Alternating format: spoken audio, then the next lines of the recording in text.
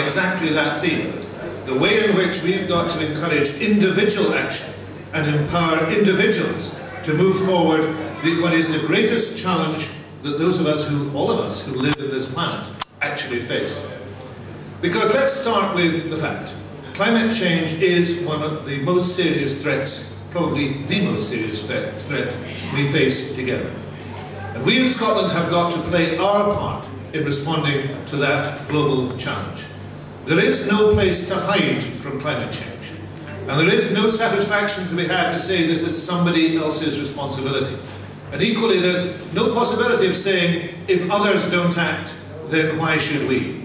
There's an imperative, there's a moral, an economic, and a political imperative on each and every one of us to respond to that challenge, and to respond to it in the interests of future generations.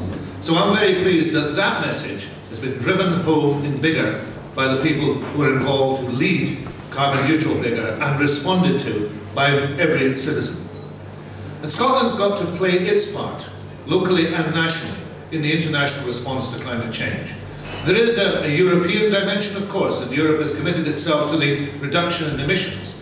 And of course there's a strong UK dimension, and I welcome the UK Climate Change Bill, and anything we do in Scotland will contribute to the targets within the UK Climate Change Bill, and we'll work very closely with the UK Government on coordinating our activity.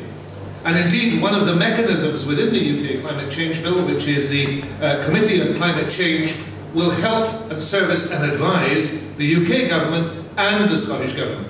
And we welcome that too, because that committee is going to bring together experts from climate science, from economics, from business competitiveness, from financial investment, all the areas that need to be involved in the governmental process of setting policy on climate change.